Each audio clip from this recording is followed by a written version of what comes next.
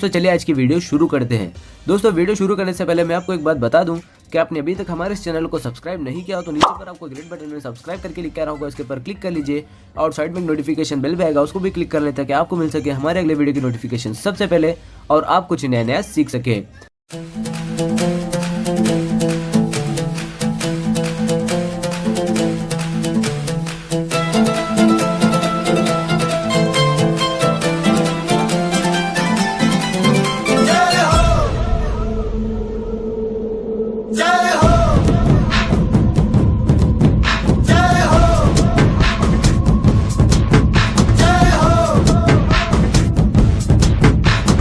आजा आजा जिंद शामी आने के तले, आजा जरी वाले नीले आसमाने के तले। जय हो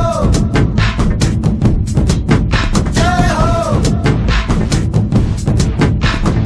आजा आजा जिंद शामी आने के तले, आजा जरी वाले नीले आसमाने के तले। जय हो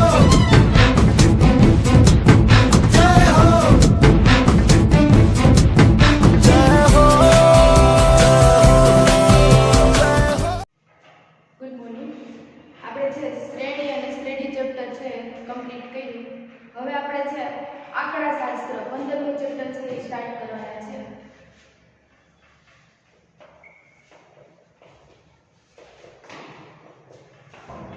તમે બધા છે 10મા ધોરણમાં આંકડાશાસ્ત્ર આ ચેપ્ટર છે ભણી ગયા છો। લગભગ બધાના માટે આ ચેપ્ટર છે ફેવરિટ। કેમ તો કે ખાલી થોડાક સૂત્રને યાદ રાખવાના અને ગણતરી કરવાની એટલે જવાબ આવી જાય અને આ માર્ક કવર કરવા માટે પણ આ એકદમ ઉપયોગી ચેપ્ટર એમ અને એકદમ ઈઝી। થોડુંક એવું ધ્યાન રાખવાનું, થોડુંક યાદ કરી લઈએ। તમે એમાં ભણ્યા હતા મધ્યક, મધ્યસ્થ અને બહુલક। મધ્યકનું સૂત્ર શું હતું? અહીંયા તો આપણે એનો ઉપયોગ કરશું જ, એટલા માટે ફરી એકવાર યાદ કરી લઈએ। મધ્યક કોના વડે દર્શાવતા હતા આપણે? x બાર બરાબર શું હતું? સિગ્મા fi xi ના છેદમાં n, જ્યાં fi એટલે આવૃત્તિ, xi એટલે આપણને જે અવલોકનોની સંખ્યા આપી હોય તે અને n એટલે કે કુલ સંખ્યા, જે કુલ આવૃત્તિ હોય કે જે હોય તે। આને આપણે કહેતા x બાર। આના સિવાયનું પણ એક ધારેલા મધ્યકની રીતે પણ આપણે છે મધ્યક મેળવતા હતા। એના સિવાયનું સૂત્ર ધારેલા મધ્યકની રીતનું સૂત્ર શું હતું? તો કે a એટલે શું હોય? આપણો ધારેલો મધ્યક પ્લસ સિગ્મા fi di ના છેદમાં n ક્રોસ સતત આવૃત્તિ વિતરણ હોય તો h આવે, ન હોય તો h ના આવે। એટલે કે fi di કે શું હતો? તો કે ધારેલો મધ્યક હોય તેમાંથી આ જે xi માઈનસ a હોય બાદ કરવાનું એટલે આપણને di મળતા હતા। તો આ છે આપણા મધ્યક માટેના બે સૂત્રો હતા। બીજા સૂત્ર હતા જે આપણા હતા મધ્યસ્થ। મધ્યસ્થ મેળવવા માટે પહેલા તો આપણે શું કરતા હતા? તો કે કોઈ પણ આપણને અવલોકનોની સંખ્યા આપી હોય તો એને આપણે શું કરતા હતા? કાં તો ચડતા ક્રમમાં ગોઠવવાનું અથવા તો ઉતરતા ક્રમમાં ગોઠવવાનું। જો એકી સંખ્યા હોય તો આપણે ડાયરેક્ટ ચડતા કે ઉતરતા ક્રમમાં કરીને શું કરવાનું? વચ્ચેની સંખ્યા આ જાણે કે એકી સંખ્યા છે, આને હું ચડતા કે ઉતરતા ક્રમમાં ગોઠવી નાખું તો શું આવે? 1 2 3 4 5 અને 8। આમે શું કર્યું? ચડતા ક્રમમાં ગોઠવ્યું। હવે ચડતા ક્રમમાં ગોઠવ્યા પછી જો એકી સંખ્યા હોય, અવલોકનોની સંખ્યા અયુગ્મ એટલે કે એકી હોય તો શું હોય? તો વચ્ચેનું એટલે કે n/2 એટલે કે વચ્ચેનું જે અવલોકન હોય તે આપણું શું થાય? મધ્યસ્થ થાય। પરંતુ જો બેકી સંખ્યામાં હોય તો આપણે n/2 લઈ શકીએ નહીં। તો શું હોય? n/2 + 1 નું અવલોકનનો સરેરાશ। આવી રીતના છે આપણે મધ્યસ્થ મેળવતા હતા। એના બાદ આપણે શું હતું? બહુલક। બહુલક એટલે શું? તો કે જે સંખ્યા અવલોકનોની સંખ્યા આપણને આપેલી હોય એમાં વારંવાર જે રિપીટ થતી હોય સંખ્યા એને આપણે શું કહીએ? બહુલક કહીએ। હવે આપણને એવો પ્રશ્ન થયો હોય અથવા તો થયો હશે કે આવી રીતના બે આમે કોઈ એક અવલોકનોની એક આપણને સંખ્યા આપેલી છે, આમાંથી બહુલક મેળવવાનું કીધું તો આ સંખ્યામાંથી બહુલક છે એક કરતા વધારે પણ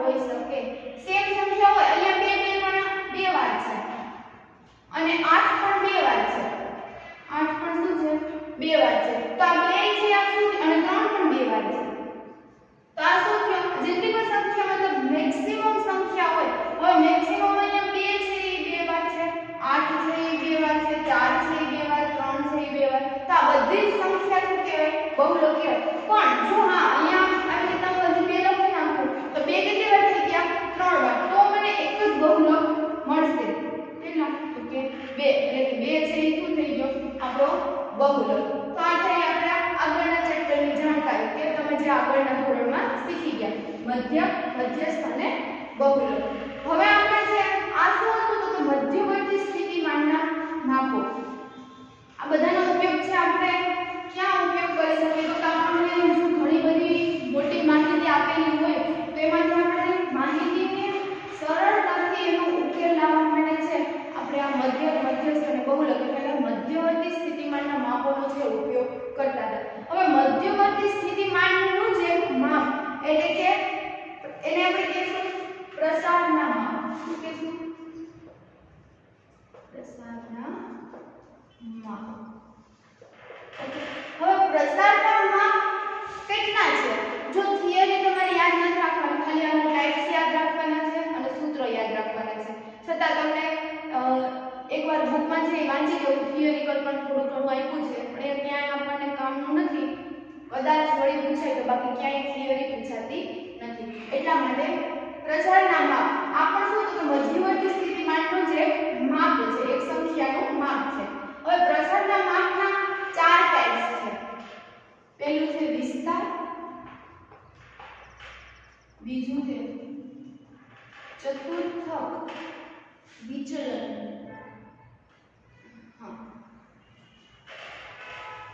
ચતુર્થક વિચલન, ત્રીજું છે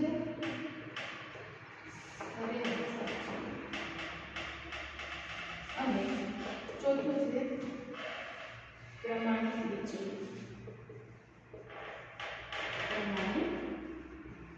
વિચલન. ઓકે, પ્રસારના માપ ક્યાં છે? વિસ્તાર, ચતુર્થક વિચલન, સરેરાશ વિચલન અને પ્રમાણિત વિચલન. હવે એમાંથી વિસ્તાર કોને કહેશું? તમારે આગળના લગભગ 7-8 માં આવતું હોય છે કે વિસ્તાર કોને કહેવાય. તો વિસ્તાર એટલે વિસ્તાર આપણને કોઈ પણ સંખ્યા આપી દીધી હોય, રકમ આપેલી હોય, અવલોકનો આપ્યા હોય, એમાંથી એવું કે વિસ્તાર મેળવો. તો વિસ્તાર એટલે શું થશે તો કે મોટામાં મોટો આંકડો, મતલબ કે મોટામાં મોટો અવલોકન, મોટો અવલોકન. એમાંથી આપણે શું કરશું? સૌથી મોટું, મોટામાં મોટું એટલે સૌથી મોટું અવલોકન સંખ્યામાં આપેલું હોય એમાંથી સૌથી નાનું અવલોકન હશે એને આપણે શું કરશું? બાદ કરશું. શું કરશું? બાદ કરશું. અને આ જ આપણો શું થશે તો કે વિસ્તાર. આપણને આવી રીતના આપેલું હોય તો વિસ્તાર આપણને મેળવવાનું કીધું હોય તો વિસ્તાર શું થાય?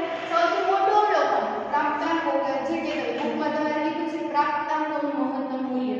પ્રાપ્તાંક એટલે કે આજે આપણને રકમ આપેલી હોય એમાંથી સૌથી મોટી કિંમત કઈ છે? 9 છે. તો આપણે લખશું 9 માઈનસ બીજું શું લખવાનું વિસ્તારમાં? સૌથી નાનું અવલોકન. સૌથી નાનું અવલોકન કયું છે? 1 = 8. તો આ સંખ્યાનો વિસ્તાર શું થશે? 8. આ થઈ ગયો વિસ્તાર. વિસ્તાર પછી જે આપણે ભણવાનું છે સરેરાશ વિચલન અને પ્રમાણિત વિચલન. હવે સરેરાશ વિચલન અને પ્રમાણિત વિચલન કોને કહેશું આપણે જોઈએ.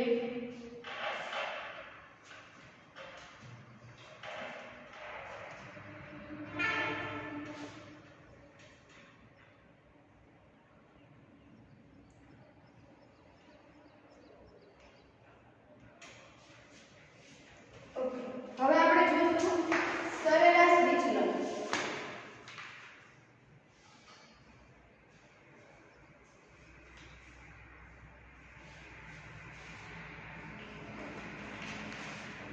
જો સરેરાશ અહીંયા લખો.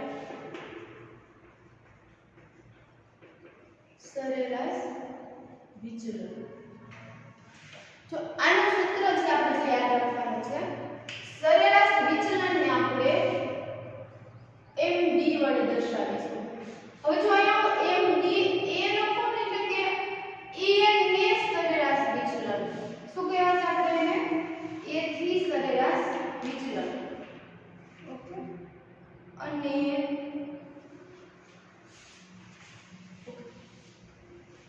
એની સાપેક્ષે સરેરાશ વિચલન. એનું સૂત્ર બીજું થશે x બાર. x બાર એટલે શું તો કે મધ્યક, એટલે કે મધ્યકને સાપેક્ષે સરેરાશ વિચલન. અને ત્રીજું થશે મધ્યસ્થ કેપિટલ એમ ને આપણે સમસ્યાને દર્શાવી મધ્યસ્થ વડે તો એમ એટલે કે મધ્યસ્થને સાપેક્ષે સરેરાશ વિચલન. હવે આ ત્રણેયના છે એ આપણે સૂત્રો જોવાના છે. તો પહેલા એને સાપેક્ષ સરેરાશ વિચલન એમાં સબમેશન આને આપણે બધા જાણીએ છીએ. આને આપણે કહીશું માના xi - a ના છેદમાં સિગ્મા fi અથવા તો એને આપણે શું કહીશું n અવલોકનોનો કુલ સરવાળો અથવા તો સિગ્મા f કે જે આપણે કહેતા હોય આવૃત્તિનો સરવાળો બંને વચ્ચે x બાર આપેલો હોય મતલબ કે મધ્યકને સાપેક્ષે સરેરાશ વિચલન કે ત્યારે એનું સૂત્ર શું થશે xi - x બાર ના છેદમાં n અને મધ્યસ્થને સાપેક્ષે સરેરાશ વિચલન કે ત્યારે શું થશે xi - n ના છેદમાં n. આ તમને ખબર છે કે આ લખવું તો લખાય ન લખવું તો પણ કઈ નહીં. i બરાબર 1 to n. ઓકે બધી જગ્યાએ i બરાબર 1 to n. i બરાબર 1 to n. જો કાઈ નથી સરેરાશ વિચલન કીધું. સરેરાશ વિચલન એટલે શું તો કે એની સાપેક્ષે સરેરાશ વિચલન કે તો xi - a x બાર ની સાપેક્ષે કે તો x બાર માઈનસ થશે અને મધ્યસ્થને સાપેક્ષે કે તો xi માઈનસ મધ્યસ્થ એટલે કે m થશે.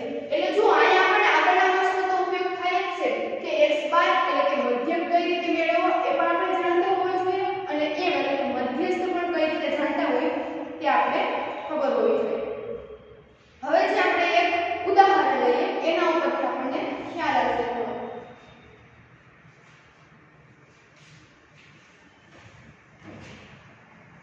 આગળના જે ચતુર્થક વિચલન અને પ્રમાણિત વિચલન છે આપણે આગળ જોઈશું.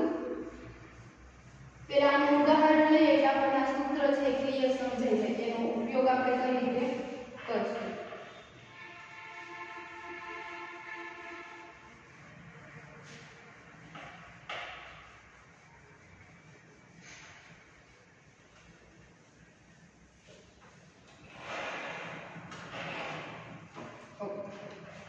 જો તમારા ઉદાહરણ આપ્યું છે એ ઉદાહરણ આધારિત જ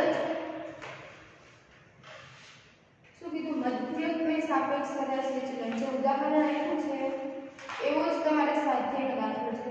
ચલો જોઈએ બે જોઈ નાખીએ. એક જોઈશું આપણે ઉદાહરણ છે એમાં શું કીધું મધ્યકને સાપેક્ષ. તો જો તમે રકમ સરખી વાંચવાની શું કીધું છે એના ઉપરથી જ આપણે લેશું મધ્યકને સાપેક્ષ સરેરાશ વિચલન શોધો. આવો આપણને મેળવવાનું જો શું આપ્યું છે આપણને રકમમાં પછી આપ્યું છે 6 7 8 12 13 4 8 ને 12. આવો આપણને આપી દીધું. હવે જો પહેલા આપણે શું કરવાનું સૂત્ર આપણે અહીંયા સાઈડમાં લખી નાખીએ. શું કીધું મધ્યકને સાપેક્ષે સરેરાશ વિચલન એટલે એનું સૂત્ર શું થશે પહેલા તો આપણે સરેરાશ વિચલનને m d વડે કોને સાપેક્ષે કીધું તો મધ્યકની સાપેક્ષે. હવે એનું સૂત્ર લખવાનું સિગ્મા xi - x બાર ના છેદમાં m. જો એના માટે આપણે શું જોઈશે x બાર છે આપણે જોઈએ. હવે x બાર નું સૂત્ર શું થાય અહીંયા સાઈડમાં લખો. આવી રીતના આપણને કોઈ વેલ્યુ આપણને આપેલી હોય તો x બાર શું થાય તો કે સિગ્મા xi ના છેદમાં m. આને જ આપણે xi કહેશું અને ટોટલ આ n જેટલી સંખ્યા હોય એને આપણે n કહેશું.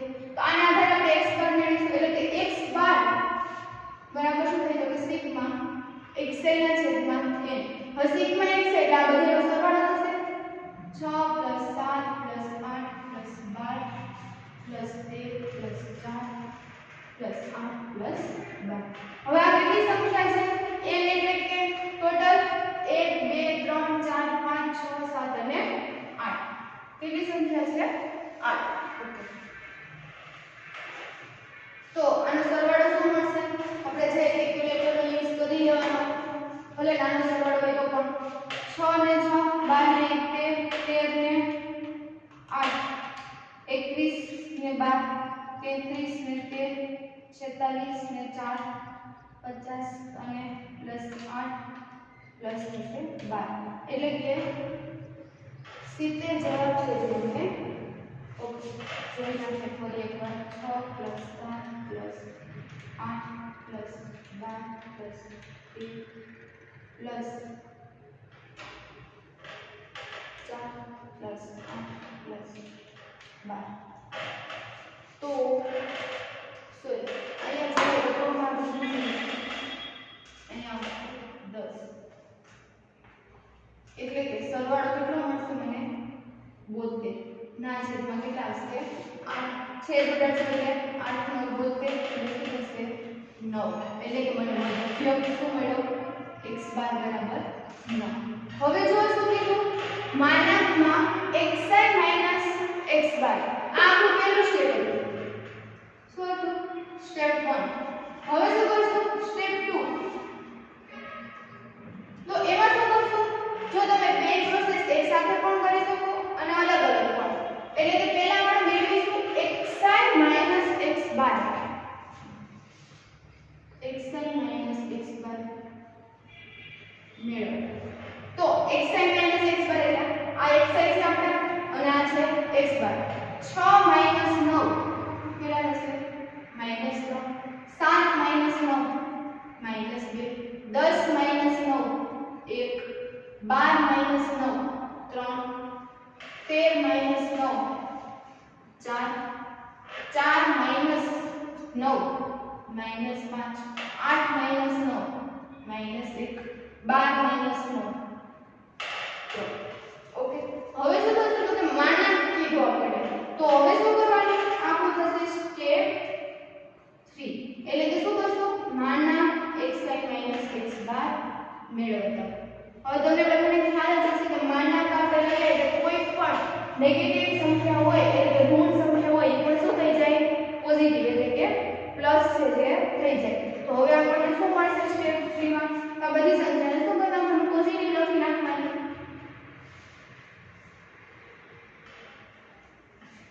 ઓકે હવે શું કરશું તો કે આ બધી સંખ્યાનો સરવાળો આપણે અહીંયા આની કિંમત મૂકીશું સબમેશન xi x12 જો તમે અલગથી આની સરવાળો અહીંયા કરી નાખો તો પણ ચાલે અને અહીંયા કિંમત મૂકીને કરો તો પણ ચાલે હવે સબમેશન xi x12 એટલે મને માનાંકમાં xi x12 તો મળી ગયા પણ સબમેશન છે એટલે શું કરવાનું તો બધીનો સરવાળો શું થશે 3 2 1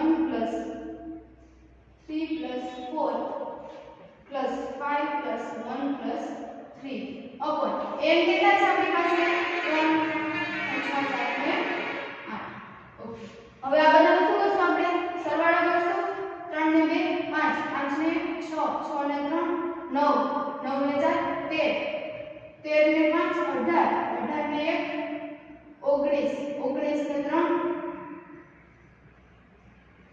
19 ને 3 22 ને 8 ઓકે આ શું થયું આપણી પાસે કેલ્ક્યુલેટર છે જ તો આપણે 22 ના છેદમાં 8 આપણે કરી દઈશું 22 ભાગ્યા 8 તો મળશે 2.75 એટલે કે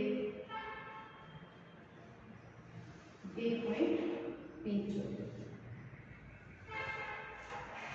જો એક જ દાખલો જ આપણે કર્યો છે પણ તમને ખબર પડી જ હશે કે કેટલું ઈઝી ચેપ્ટર છે ને ઈઝી દાખલા છે જો શું કીધું મધ્યકને સાપેક્ષ સરેરાશ વિચલન શોધો પેલો દાખલો છે એટલે ફરી એકવાર નજર નાખી લઈએ આપણે પહેલા આપણે જોવાનું કે શું મેળવવાનું કીધું તો કે મધ્યકને સાપેક્ષ કીધું તો એનું સૂત્ર આપણને ખબર જ છે સૂત્ર અહીંયા સાઈડમાં લખી નાખો અહીંયા લખી દીધું પછી એમાં જોવાનું કે આપણી પાસે કઈ સંખ્યા છે અને શું ઘટે છે x12 આવે તો આપણે x12 મેળવવા પડે હવે x12 મેળવવા માટે અહીંયા આપણને કોઈ સતત આવૃત્તિ વિતરણ કે અસતત આવૃત્તિ વિતરણ નથી એટલે કે fxi કરવાની કાંઈ જરૂર નથી ખાલી આપણે પ્રાપ્તાંકો એટલે કે આપણને અવલોકનોની ખાલી સંખ્યા કે જે કાંઈ આપણે કહીએ તે આપેલું છે તો એના ઉપર આપણે શું કરવાનું તો કે xi સબમેશન xi એટલે કે સિગ્મા xi ના છેદમાં n એના દ્વારા આપણે જે મધ્યક મેળવી શકીએ એનાથી આપણે મધ્યક મેળવી લીધો પછી શું કરવાનું તો કે xi x12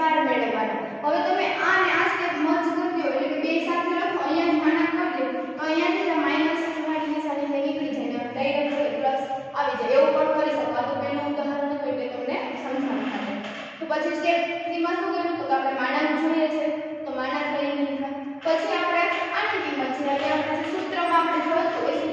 કિંમત મૂકી એટલે 7/2. ઓકે, હવે છે આપણે જો આ જેટલા પણ આપણે શું કહે સૂત્ર શીખીએ ને એના જેવા દાખલા સ્વાધ્યાયમાં જે છે આપણે હાડે શીખતા જશું એટલે આપણને ભૂલાય નહીં અને એ પણ થતા જાય. આના જેવા દાખલા સ્વાધ્યાયમાં છે એ આપણે જોઈ લઈએ પહેલા.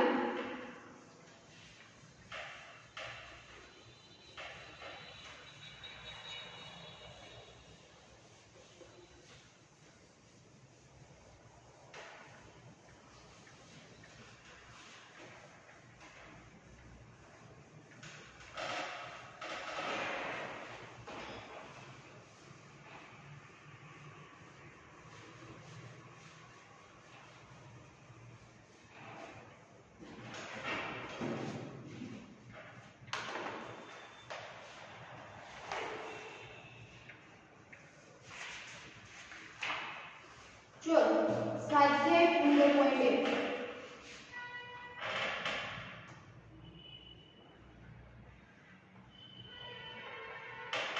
એમાં આપણને પહેલો અને બીજો દાખલો એમાં શું કીધું મધ્યકને સાપેક્ષ સરેરાશ વિચલન શોધો. તો એમાંથી જો એક દાખલો હું કરાવીશ, એક દાખલો તમારે કરવાનો. તો પહેલો દાખલો છે જે આપણે કરીએ.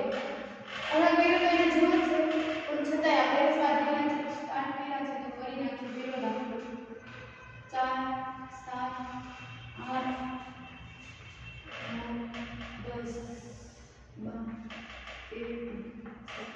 જો રકમ ને ખાસ ચેક કરી લઈએ. આપણે લખી હોય અને પેપરમાં આપ્યું હોય કે આપણે ટેસ્ટમાં કે જેમાં પણ હોય એમાં કે બુકમાં આપણે આપણી રીતે પ્રેક્ટિસ કરતા હોય તો પણ એક આંકડાની ભૂલ હશે તો પણ જવાબ છે આવશે નહીં. તો રકમ છે ખાસ બે વાર ચેક કરીને લખી 4 7 8 9 10 12 13 ઓકે. હમણાં તો તેને જવાબ છે આપણે ખબર છે તેમાં પહેલા શું મેળવ્યું એટલે અહીંયા સાઈડમાં જ લખી એની જ એ જ રીતનો આપણે ઉપયોગ કરશું અહીંયા.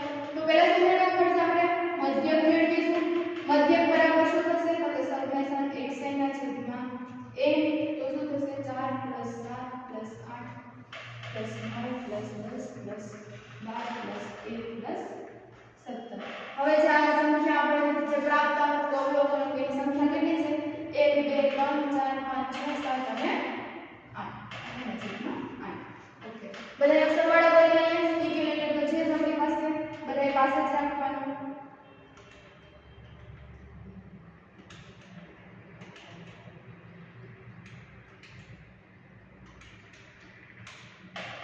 જવાબ આવશે 80 ના છેદમાં 8. આ મેળવો આપણે x બરાબર. તો x બરાબર શું થશે છેદ ઉડશે તો 10 મળશે એટલે કે x મળે એટલે કે મધ્યક મને શું મળ્યો 10 છે જે મળ્યો. હવે શું કરવાનું હું ડાયરેક્ટ છે માનક લઈ લઉં. આ આપણું સ્ટેપ 1 હતું.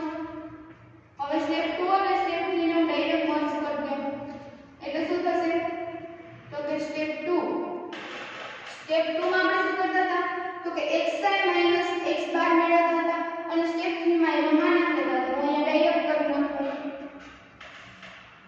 મેળવતા. ઓકે, તો શું થશે આ આપણા xi છે આ x બાર છે આમાંથી આપણે બાદ કરતા જશું અને જોઈએ શું કિંમત મળશે 4 - 10 એટલે મળશે -6 પણ આપણે માનક લીધેલો છે એટલે શું થશે 6 7 - 10 એટલે 3 8 - 10 એટલે 2 9 - 10 એટલે 1 10 - 10 0 12 - 10 2 13 - 10 3 અને 17 - 10 કેટલા થશે 7. ઓકે, 6 5 એક વાર ચેક કરી લઈએ.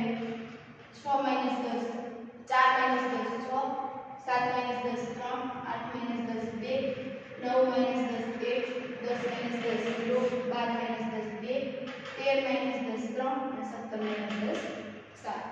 ઓકે, હવે શું કરશું તો કે સૂત્રમાં કિંમત મૂકવાની છે એટલે કે આપણે મધ્યક સાપેક્ષ કીધું છે બંને દાખલા પહેલો ને બીજો દાખલો. તો આપણને ખબર છે શું આવશે સમેશન xi - x બાર ના છેદમાં 1. હવે અહીંયા લખી નાખો બધી સંખ્યા 6 + 3 + 2 + 1 + 0 + 2 + 3 + 7 ના છેદમાં કેટલી સંખ્યા છે 8 સંખ્યા છે આપણી પાસે. 6 ને 3 9 9 ને 2 11 1 12 14 17 17 ને 7 થશે 24 ના છેદમાં 8 આ આપણે મળશે મધ્યસ્થને સાપેક્ષે સરેરાશ વિચલન છેદ ઉડે ઉડાડ નાખીએ એટલે કે મળી જશે આપણને dx બરાબર ઓકે જો કાઈ ન હોય આપણે ઉદાહરણ વગેરે ના સાથે દાખલો છે જે આપણે જોઈ લો હવે છે સ્વાધ્યાયનો બીજો દાખલો છે જે તમારે રીતે કરવાનો છે અને બીજી રીત એટલે કાઈ નહીં પણ જે આપણે મધ્યકને સાપેક્ષે કરતા હતા એ જગ્યાએ હવે આપણે શું કરશું મધ્યસ્થને સાપેક્ષે કરશું ઓકે તો એમાં આપણે છે એ મધ્યસ્થને સાપેક્ષે વાળા પણ બે દાખલાઓ છે જે આપણે આપેલા છે એમાંથી આપણે એક દાખલો છે એ જોઈએ જો મધ્યસ્થને સાપેક્ષે છે ને એમાં બે દાખલા છે એમાં ત્રીજો દાખલો છે ને એમાં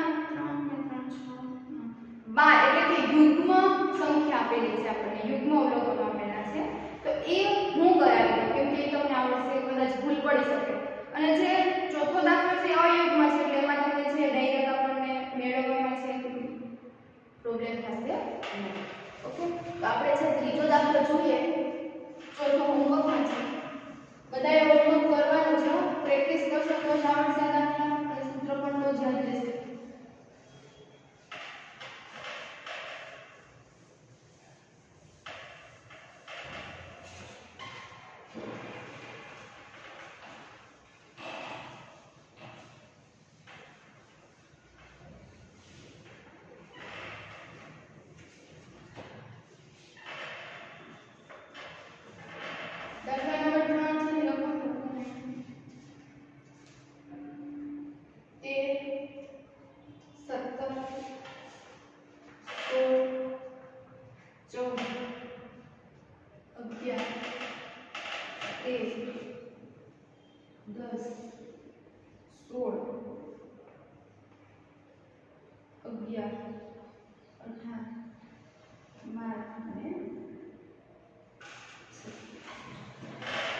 જો મધ્યસ્થ મેળવવાનું કે અને આવી રીતના આપણે રકમ પહેલા આપણે શું કરશું ચડતા અથવા તો ઉતરતા ક્રમમાં ગોઠવીશું એટલે કે માહિતીને કેમાં ગોઠવીશું આપણે ચડતા ક્રમમાં ગોઠવીશું ચડતા ક્રમમાં ગોઠવતા ઓકે આપણે મધ્યસ્થને સાપેક્ષે સરેરાશ વિચલન મેળવવાનું છે પહેલા આપણે શું કરીએ તો કે ચડતા ક્રમમાં ગોઠવી નાખીએ આપણે આમાં મધ્યસ્થ મેળવવું પડશે એટલે ચડતા ક્રમમાં ગોઠવવા માટે સૌથી નાનું 10 જે આવી છે નીચે લાઈન કરી દીધું 10 પછી આવશે 11 કેટલી વખત છે બે વખત 11 ઓકે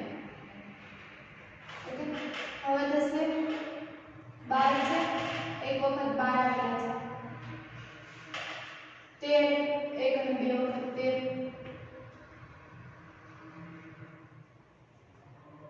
14 એક વખત 15 છે આપેલા છે 16 એક વખત અને બે વખત 17 બે વખત અને છે જો 12 છે તો ગણી લે 1 2 3 4 5 6 7 8 9 10 અને 12 થઈ ગયું હવે શું કરશું તો આપણને ખબર છે કે યુગ્મ હોય ત્યારે મધ્યસ્થ બરાબર શું થાય તો n/2 નું અવલોકન શોર્ટમાં લખું પ્લસ n/2 નું n/2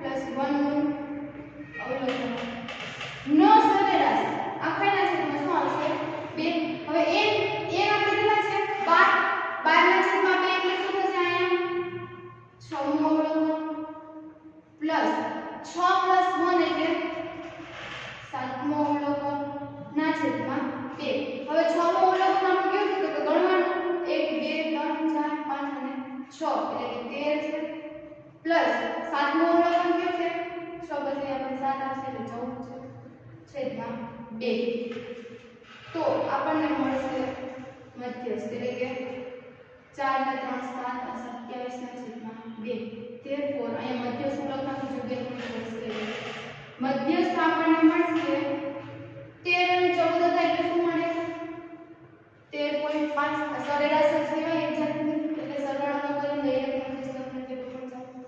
મધ્યસ્થ આપણને મળી ગયો હવે સૂત્ર એકવાર યાદ કરી લઈએ મધ્યસ્થને સાપેક્ષે કીધું તો શું આવશે હવે તો સરેરાશ વિચલન કોની સાપેક્ષે મધ્યસ્થની સાપેક્ષે સૂત્ર સબમેશન માનાંકની અંદર xi m ના છેદમાં m મધ્યસ્થ મળી ગયો હવે આપણે શું કરવાનું છે તો કે xi m માનાંક મેળવવાનો છે અહીંયા જો આપણે xi m મેળવવું ઓકે તો આમાં શું કરવાનું આપણે બાદબાકી કરવાની થશે આમાંથી આપણે આ બાદ કરશું અથવા તો આપણે ચડતા ક્રમમાં હોય તો બેમાંથી બાદ કરીશું બંનેમાંથી કરશું 10 13.5 એટલે માઈનસ આવશે પણ આપણે લખવાના તો માનાંકમાં છે એટલે પોઝિટિવ જ આવશે ઓકે પછી 10 કેટલું છે 11 માઈનસ એટલે 2.5 બે વાર 11 છે એટલે 2.5 પછી છે 12 માઈનસ એટલે 1.5 12 કેટલી વખત છે એક વખત છે 13 માઈનસ 13.5 એટલે શું થશે 0.5 13 બે વખત છે એટલે બે વખત 0.5 પછી 14 માઈનસ 13.5 એટલે 1.5 થશે પોઝિટિવ જ આવશે 16 માઈનસ 13.5 એટલે 3 આવશે 3.5 ઓકે 16 માઈનસ 3.5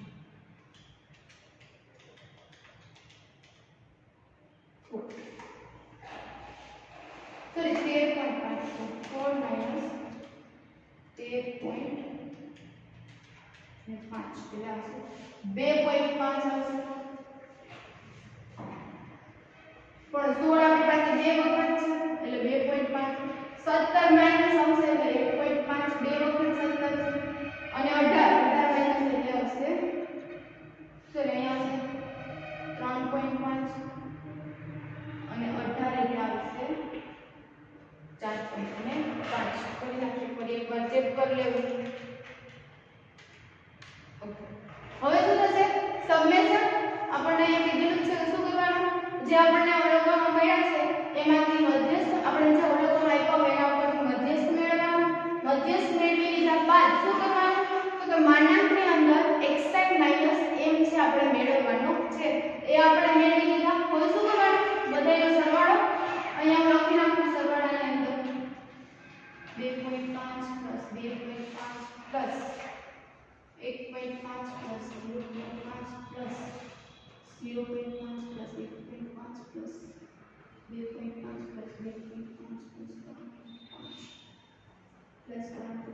plus 4.5 ના છેદમાં થશે 8 બધી સંખ્યાનો સરવાળો કરો 3.5 plus 2.5 plus 2.5 plus 1.5 plus 0.5 plus 0.5 plus 1.5 plus 2.5 plus 2.5 plus 3.5 plus 3.5 plus 4.5 એટલે આપણને મળે છે આનો સરવાળો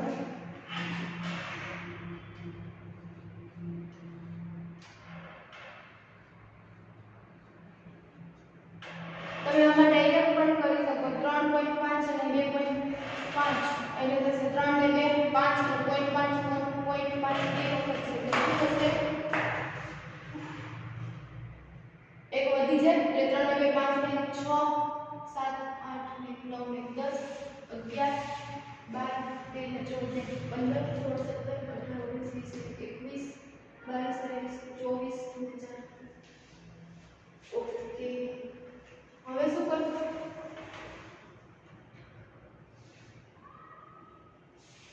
તો આપણને જવાબ મળી જશે 28 પણ 11 એટલે કેટલા થશે કેલ્ક્યુલેટરમાં કરી નાખીએ 28 મેળવ્યા આપણે 3 મધ્યસ્થની સાપેક્ષે. આમાં એક ખાસ ધ્યાન શું રાખવાનું કે જે આપણે મધ્યસ્થ જે મેળવવાનું છે ને એ એકી છે કે બેકી એ આપણે ચેક કરી લઈએ એટલે આપણને છે સરળતાથી આપણને છે જવાબ મળી જાય. હવે છે આનો ચોથું દાખલો છે શું કરવાનો છે તમારે લોકોએ હોમવર્કમાં કરવાનો છે અને આના પછીની આપણે એક રીત આવે છે આપણે ખાલી આપણે અવલોકનો એકલા હોય તો એ રીત આપણે જોઈએ. નેક્સ્ટ આપણે જોઈએ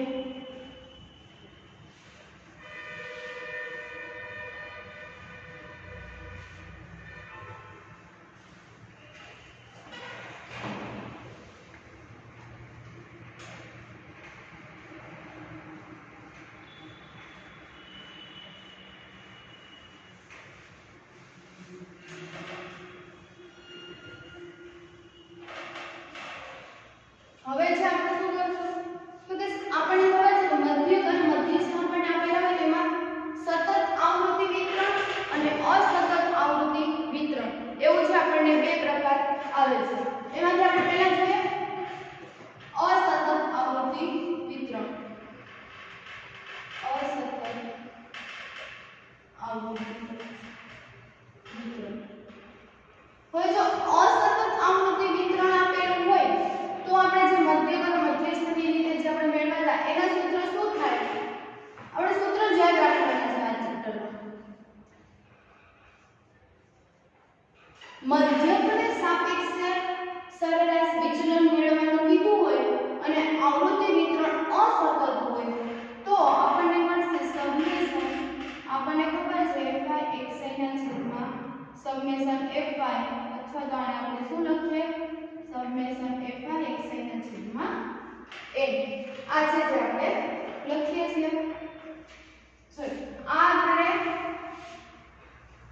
x બાર માટે લખીએ. કોના માટે x બાર માટે.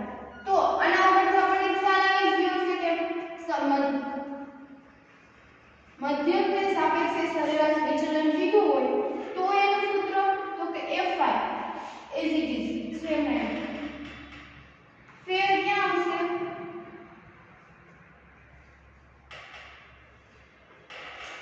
ઓકે ખબર પડી ક્યાં ફેર કર્યું છે મધ્યક મેળવવાનું છે એનું સૂત્ર આપણે ખબર છે કે ચેન્જ થઈ જાય અસતત આવૃત્તિ વિતરણ હોય તો કેવું તો કે એમાં આપણને અસતત એટલે કે fy આવૃત્તિ અને મધ્યક અવલોકનોનો સરવાળો બંને અવલોકનો આપ્યા છે તો એના ઉપર આપણે fy xi અને છેદમાં n ટોટલ આપણે સરવાળો મૂકશું એટલે આપણને શું મળશે તો કે મધ્યક મળશે. એના ઉપર આપણે મધ્યકને સાપેક્ષે સરેરાશ વિચલન કીધું હોય તો એનું સૂત્ર શું થશે સમેશન fy માનાંકની અંદર xi xy ના છેદમાં n. એવી જ રીતે મધ્યસ્થ માટેનું સૂત્ર શું થશે તો કે સેમ પ્રોસેસ પણ શું તો કે મધ્યસ્થ આપણે જે મેળવીએ એમ ચડતા કે ઉતરતા ક્રમમાં મેળવીએ પરંતુ એના આધારે આપણે મધ્યસ્થ મેળવી લેશું.